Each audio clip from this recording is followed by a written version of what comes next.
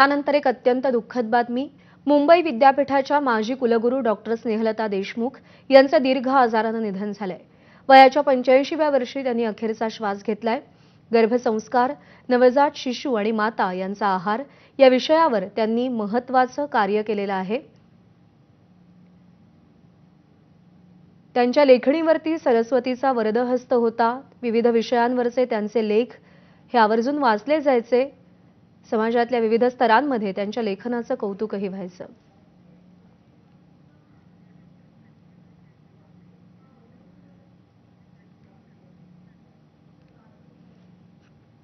ज्येष्ठ वैद्यक तज्ञ डॉक्टर संजय ओक सर सध्या आपल्यासोबत आहेत.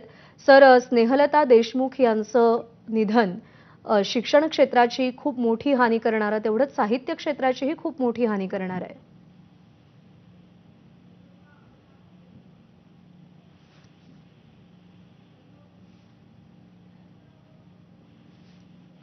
डॉक्टर संजय ओक यांच्याशी पुन्हा एकदा संपर्क साधायचा आपण प्रयत्न करूया. स्नेहलता देशमुख या मुंबई विद्यापीठाच्या माजी कुलगुरू होत्या. आपल्या कुलगुरू पदाच्या कार्यकाळात त्यांनी अनेक कौतुकास्पद निर्णय घेतलेले होते. वयाच्या 85व्या वर्षी त्यांनी अखेरचा श्वास घेतलाय. दीर्घ आजारानं त्यांचं निधन झालंय.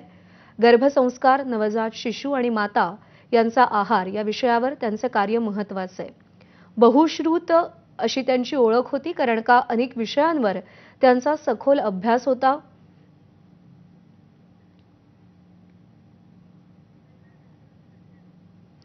डॉक्टर संजय ओक, ज्येष्ठ वैद्यक तज्ञ, सध्या आपल्यासोबत आहेत.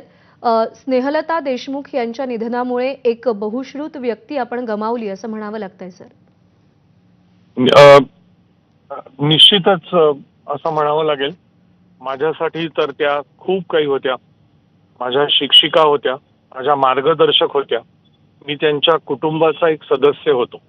आणि केवळ मीच नाही, तर माझ्यासारखे असंख्य विद्यार्थी, मुंबई विद्यापीठामधील सहकारी, या सर्वांच्यासाठी त्या आमच्या लाडक्या मॅडम होत्या. गेले काही महिने त्या आजारी होत्या, त्यामुळे हे अघटित कधी ना कधीतरी घडणार याची कल्पना होती.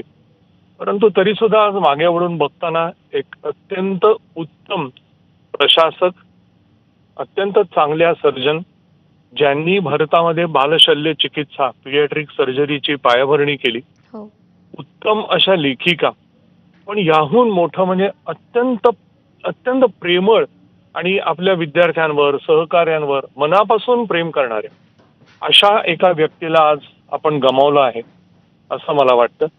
आणि काय आता, सहन करण्यापलीकडे काही हातात राहत नाही. खरंय, तुमचं दुःख समजू शकतो सर, आणि तुमच्या दुःखात आम्हीही सहभागी आहोत. आभार आपले, आपण प्रतिक्रिया दिलीत त्याबद्दल. स्नेहलता देशमुख यांचं निधन झालंय. बहुश्रुत अशी त्यांची ओळख होती, कारण त्यांच्याशी चर्चा करताना कोणताच विषय त्यांना वर्ज नाही हे त्यांच्या बोलण्यातून, व्यक्तिमत्वातून सातत्यानं जाणवायचं.